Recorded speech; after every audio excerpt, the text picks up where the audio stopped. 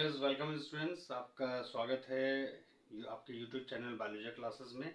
और आज आपके सामने टॉपिक लेकर के आया हूँ नर्वस टिश्यू के बारे में।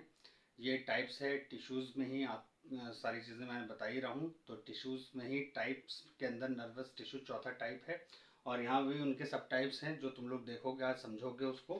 ठीक है, सबसे पहले स्टार्ट करते हैं यहाँ पर जो मैंने पॉइंट्स लिखे हुए हैं। तो नर्वस टिश्यू क्या है? ये टिश्यू है जो खास तौर से बना हुआ है किससे? न्यूरॉन्स से बना हुआ है।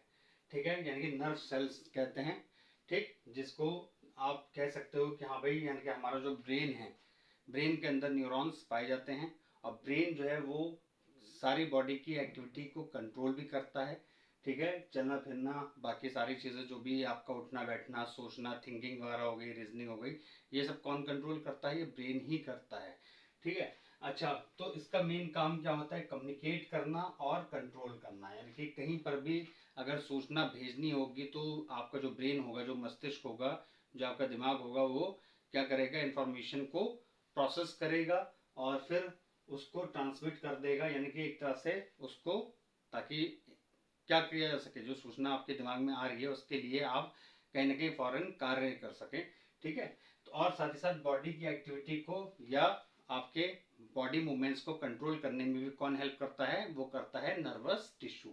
ठीक, ये बने हुए किससे होते हैं बेटा? न्यूरॉन से बने होते हैं। That transmit and process information, जो कि क्या करते हैं? ट्रांसमिट करने का मतलब हो गया एक तरह, एक जगह से दूसरी जगह को ले जाना। ठीक है ना, जो सूचना है उसको एक जगह से दूसरी जगह भेजना, यानी शरीर के अंदर की बात हो रही है, आपके बॉडी के अंदर की बात हो रही है। ठीक है, और इंफॉर्मेशन इस तरह से पहुंचाई जाती है कहाँ पर? टारगेट एरिया तक, टारगेट बॉडी पार्ट्स तक, ताकि वहां पर वो बॉडी पार्ट क्या कर सके? कार्य कर सके। ठीक है ना, काम को अंजाम दे सके। अच्छा, फिर इसके आगे देखो, glial cells also known as neuroglia, ठीक है, that support and protect nerve cells in the brain। तो यहाँ पर देखो, न्यूरॉन्स के अलावा यहाँ पर क्या देखने को मिलेंगे आपको? ग्लायल सेल्स भी मिलेंगे। और ये ग्लायल्स को हम क्या जानते हैं? न्यूरोग्लिया के नाम से भी जानते हैं। यानी कि जो न्यूरोग्लिया का नाम जो दूसरा है वो क्या है? ग्लायल सेल्स या न्यूरोग्लिया। तो न्यूरोग्लिया जो होगा वो क्या करता है? वो सपोर्ट करता है और प्रोटेक्ट करता है किसको? नर्व सेल्स को। ठीक है, यानी कि न्यूरॉन्स को। आपके ब्रेन के अंदर जो न्यूरॉन्स होंगे, जितने भी आपके न्यूरॉन्स हैं, उन सबको कहीं ना कहीं प्रोटेक्ट भी कर रहा है, उनको सुरक्षा प्रदान कर रहा है और उनको सपोर्ट भी कर रहा है। कौन? ग्लायल सेल्स या न्यूरोग्लिया। न्यूरोग्लिया, इसको आपको नाम को याद रखना है। ठीक, तो ये चीज आपके सामने आ गई होगी 3 लाइन्स में। ये आपको मैंने बता दिया कि नर्वस टिश्यू क्या होता है। एक बार फिर से समझ लो कि नर्वस टिश्यू जो है आपके ब्रेन में पाया जाता है। ठीक है, न्यूरॉन से बना हुआ होता है और न्यूरॉन को नर्व सेल के नाम से भी जानते हैं। और इनको सपोर्ट करते हैं कौन? न्यूरोग्लिया, यानी कि ग्लायल सेल्स, जो उनको सपोर्ट भी करते हैं और प्रोटेक्ट भी करते हैं। ठीक है, किसी भी, जैसा आप ये कह सकते हो कि चोट वगैरह है या कोई भी जैसे शॉक वगैरह है, उसको एब्जॉर्व कर लेते हैं कौन? न्यूरोग्लिया, यानी कि ग्लायल सेल्स, यानी सपोर्ट कर रहा है। बस ये आप ये समझ लो कि एक तरह से सुरक्षा प्रदान कर रहा है किसको? नर्व सेल्स को। और इस तरह से ब्रेन आपका अच्छे से काम करने के लिए तैयार रहता है और अच्छे से अपने जो मतलब जो भी प्रोसेस करना होता है ब्रेन को, जो भी इंफॉर्मेशन को लाना ले जाना होता है, वो सारा काम ब्रेन इन्हीं नर्वस टिश्यू की हेल्प से करता है। अच्छा, अब टाइप्स के बारे में अगर देखें तो यहाँ पर टाइप्स में 4 तरह के आ गए हैं। 4 तरह के टाइप्स बताए गए हैं, सब टाइप्स बताए गए हैं किसके? नर्वस टिश्यू के। जिसमें सबसे पहला आपका आता है सेंट्रल नर्वस टिश्यू, जिसको हम सेंट्रल नर्वस सिस्टम यानी कि सीएनएस के नाम से भी जानते हैं। इसमें क्या होगा बेटा? इसमें अगर देखा है तो ब्रेन और स्पाइनल कॉर्ड ये आपका सम्मिलित होता है, यानी कि इन्हीं से ही मिलकर बना हुआ है कौन? सेंट्रल नर्वस सिस्टम या सेंट्रल नर्वस टिश्यू। यानी मेन जो कार्य है किसका हो गया? एक तो आपका ब्रेन यानी कि मस्तिष्क का हो गया, दिमाग का हो गया, और दूसरा जो आपके रीढ़ की हड्डी है उसका काम हो गया। और ये रेस्पॉन्सिबल होते हैं, ये जिम्मेदार किस चीज के लिए होते हैं? For processing and integrating information. यानी कि जो भी इंफॉर्मेशन है, जो भी सूचना है जो ब्रेन के थ्रू जानी है, ठीक है, तो वो रीढ़ की हड्डी के थ्रू, यानी कि स्पाइनल कॉर्ड, यानी जो आपके मेन स्पाइनल कॉर्ड जो होती है, जो आपकी मतलब एक कॉर्ड लाइक स्ट्रक्चर जो होता है, ठीक है, किसका? बंच ऑफ न्यूरॉन्स का बन करके, तो उसी के जरिए, ब्रेन के जरिए, उन्हीं के थ्रू जो है सूचना आपकी बॉडी में अलग अलग पार्ट्स में with help of associated neuron से ही बॉडी पार्ट्स में सिग्नल्स जाएंगे, ट्रांसमिट होंगे। ठीक, तो अब फिर से एक बार समझ लो कि जो सेंट्रल नर्वस टिश्यू है इसमें मेन, क्योंकि सेंट्रल का मतलब हो गया केंद्र है, तो केंद्र में क्या आ गया, आपका ब्रेन आ गया बॉडी के अंदर, यानी कि मेन काम इसी का ही है। ठीक है, तो मेन जो है जो कंट्रोल कर रहा है पूरी बॉडी की एक्टिविटी को, कौन कर रहा है बेटा, वो कर रहा है ब्रेन। ठीक, इसलिए इसको सेंट्रल नर्वस टिश्यू या सेंट्रल नर्वस सिस्टम का मेन पार्ट बोला गया। और उसको हेल्प कौन कर रहा है इंफॉर्मेशन को लाने ले आने में, वो कर रहा है आपका स्पाइनल कॉर्ड। ठीक, तो ये दोनों जो है मिल करके क्या बना रहे हैं, सेंट्रल नर्वस टिश्यू बना रहे हैं। ठीक, अच्छा, ये सारी चीजें आपको समझ में आ गई। साथ ही साथ इंटीग्रेट करना, यानी कि इंफॉर्मेशन को एक जगह इकट्ठा करके फिर उसको आगे भेज देना। ठीक है ना, ताकि जिस जगह पर ये इंफॉर्मेशन जा रही है वो अभी मैं क्लियर कर दूंगा, परेशान मत हो बिल्कुल भी, अभी सब चीजें समझ में आ जाएंगी। ठीक, तो इंफॉर्मेशन एक जगह इकट्ठी होकर के फिर वो ट्रांसमिट होगी कहाँ पर, टारगेट एरिया तक जाएगी, और वहां पर फिर वो काम कर लिया जाएगा विद हेल्प ऑफ, किसके हेल्प से, ब्रेन की हेल्प से। ठीक, अच्छा ठीक है, तो जैसे कि आप जानते हो कि control centre of the body क्या है, ब्रेन ही है। ठीक है, तो सेंट्रल नर्वस सिस्टम का ही पार्ट है, सबसे इंपॉर्टेंट पार्ट है। अच्छा, अब आ जाते हैं next one is peripheral nervous tissue, यानी कि इसको हम पेरिफेरल नर्वस सिस्टम के नाम से भी जानते हैं। पेरिफेरल नर्वस टिश्यू में देख लो क्या क्या आता है, includes nerves, ganglia and responsible for transmitting information between central nervous system and body. ये इंपॉर्टेंट पार्ट है काफी, अगर देखा जाए तो ये भी आपका सेंट्रल नर्वस सिस्टम के साथ साथ इंपॉर्टेंट रोल प्ले करता है। किसमें किसमें करेगा बेटा, फॉर ट्रांसमिटिंग इंफॉर्मेशन, यानी कि जो भी सूचना है उसे क्या करना, भेजना।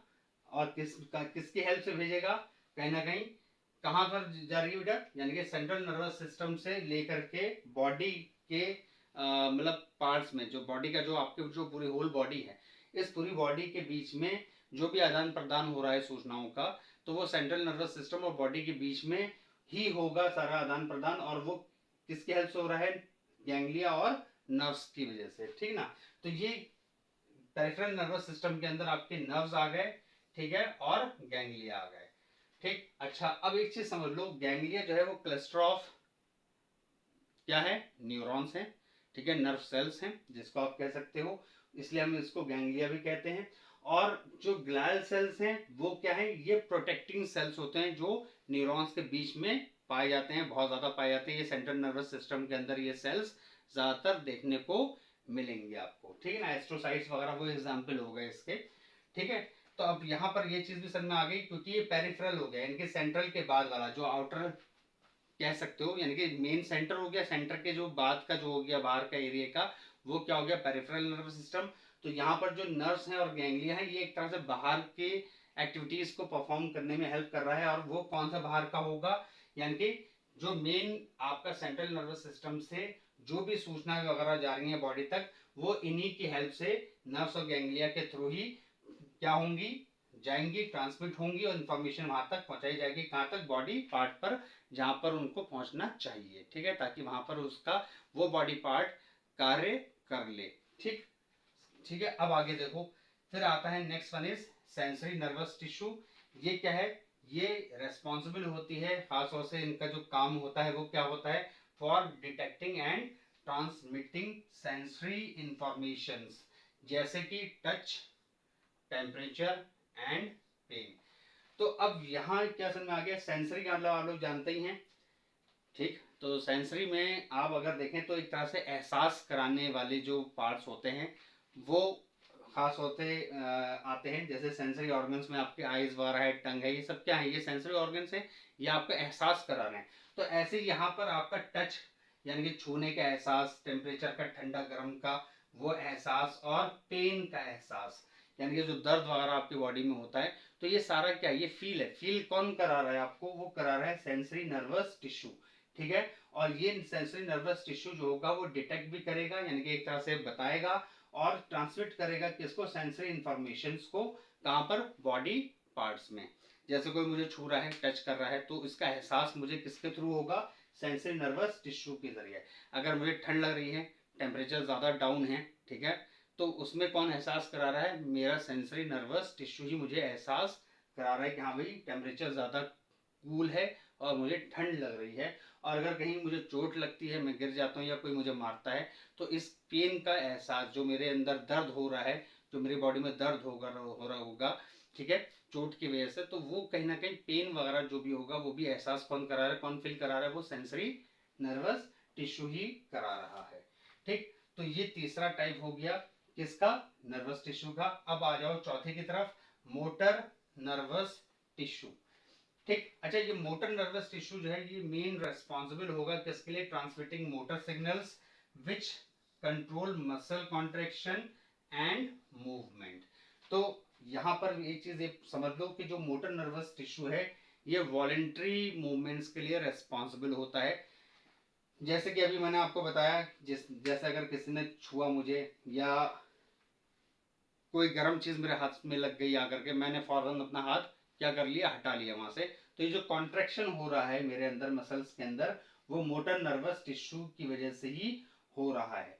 ठीक है, और जो ये मूवमेंट आया, यानी कॉन्ट्रेक्शन और मूवमेंट जो भी मेरे अंदर देखने को मिलेगा, वो सारा मोटर, ठीक है, नर्वस टिश्यू की हेल्प से ही हो रहा है। अच्छा, ये सब याद रखना, ये जितने भी सारे टिश्यूज हैं ये कहीं ना कहीं किससे जुड़े हुए हैं? ये जुड़े हुए हैं किससे? न्यूरॉन से, यानी कि इसमें न्यूरॉन्स इन्वॉल्व हैं, जो नर्व सेल्स हैं वो इन्वॉल्व हैं। ठीक, तो जो भी ट्रांसफॉर्मेशन, मतलब जो भी इंफॉर्मेशन जो होगी, सॉरी, जो भी इंफॉर्मेशन है वो आपकी ब्रेन के जरिए मेरी different parts of the body में जाएगी with the help of neurons. और यही न्यूरॉन्स जो हैं वो मेरी बॉडी के अंदर कॉन्ट्रैक्शन भी लेकर के आएंगे, मूवमेंट भी लेकर के आएंगे, मुझे एहसास कराएंगे, फील कराएंगे इन सारी चीज़ों का, टच, टेम्परेचर, पेन का। और साथ ही साथ जो पेरिफेरल नर्वस सिस्टम है वो इंफॉर्मेशन कहाँ से प्रोसेस करेगा? वो सेंट्रल नर्वस सिस्टम से करेगा और बॉडी के डिफरेंट पार्ट्स में भेजेगा। वहां पर फिर इन नर्वस टिश्यू का मेन रोल होगा, सेंसरी का और मोटर का। यानी जो एक्शन का रिएक्शन देखने को मिलता है आपको बॉडी के अंदर, वो सारा बिकॉज ऑफ द किसका? Nervous tissue. ठीक, ये याद रखना है। अब इन सारी चीजों में नर्वस टिश्यू आप समझ गए होंगे कि अगर कोई मुझे मतलब मार रहा है तो वो एहसास सेंसरी नर्वस की वजह से हो रहा है मुझे, और जो मैं उसका एक्शन का रिएक्शन करूंगा वो मोटर नर्वस टिश्यू से हो रहा है। ठीक है, सेंट्रल नर्वस सिस्टम क्या दिखा रहा है? अगर कोई मुझे मारने आ रहा है या कोई सांप मैंने देख लिया तो फौरन मुझे अवेयर कर देगा। कौन कौन करेगा? सेंट्रल नर्वस टिश्यू, यानी ब्रेन जो है वो फौरन आपको बता देगा कि हाँ भाई खतरा आपके सामने है। और इंफॉर्मेशन जो होगी वो स्पाइनल कॉर्ड के थ्रू आपके डिफरेंट बॉडी पार्ट्स तक, यानी कि हाथ या पैर तक वो सारी इंफॉर्मेशन पहुंचेगी विद इन 10 माइक्रो सेकेंड्स। और फिर आपकी बॉडी प्रिपेयर कर लेगी अपने आप को किसके लिए? कॉम्बैट के लिए, यानी फाइट के लिए, कि अब आपको फाइट करना है या रन करना है। ये सारी एक्टिविटीज आपकी बॉडी के अंदर with the help of nervous tissue he perform होंगी। ये सारा काम जो होगा नर्वस टिश्यू ही करेगा, जिसको आप तंत्र का तंत्र भी कहते हो। नर्वस सिस्टम यही परफॉर्म कराता है। ठीक है, तो यहाँ तक ये पॉइंट मेरे ख्याल से समझ में आ गया होगा कि इसमें ब्रेन और स्पाइनल कॉर्ड का सबसे इंपॉर्टेंट रोल होता है सेंट्रल नर्वस सिस्टम में। पेरिफेरल में नर्व्स और गैंग्लिया का रोल होता है। मैं गैंग्लिया बता चुका हूँ, नर्व्स भी आप जानते ही हो क्या होते हैं।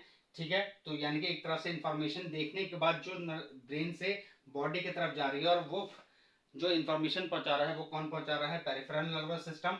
उसके बाद आपको जो भी एहसास होगा वो एहसास जैसे गूज बम्स हो जाते हैं देख करके, ठीक है ना, कोई खतरे को देख करके, ठीक है ना। तो ये सारी चीजें भी सेंसरी नर्वस टिश्यू के थ्रू होगी। पहले दो काम कर चुके, तीसरे का ये काम हो गया कि गूज बम्स हो गए।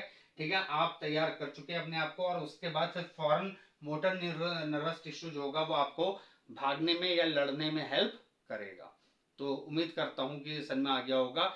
यानी सब एक दूसरे के साथ मिले हुए हैं, एक दूसरे से परस्पर संबंधित हैं, और एक दूसरे से ही ये कोऑर्डिनेट करते हुए चलता है। यानी पूरा सिस्टम हमारा इनके थ्रू ही चलता है। जो हमारी बॉडी की जो भी एक्टिविटी आपको देखने को मिलेगी, सोचने से लेकर के कार्य करने तक, लास्ट तक, वो सब इन चारों की ही हेल्प से होगा। ये याद रखना है बच्चों, ठीक है ना।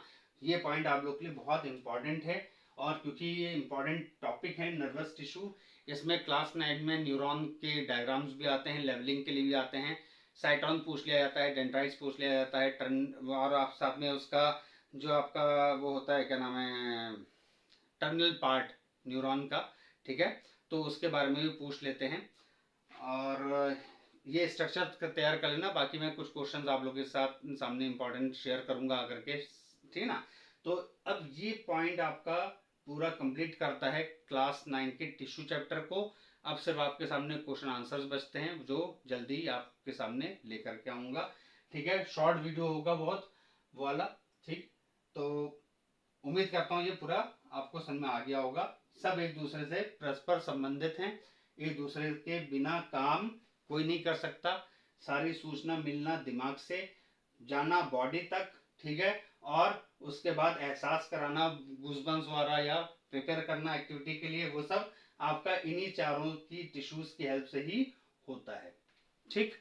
तो उम्मीद करता हूँ चैप्टर आपको ये टॉपिक समझ में आया होगा, और अच्छे से पढ़िएगा, समझिएगा। जो भी कोई भी क्वेरी अगर आपके माइंड में आ रही हो कमेंट सेक्शन में ज़रूर पूछिएगा। Thank you very much. आपका अपना चैनल है, लाइक और सब्सक्राइब ज़रूर करें। All the best students.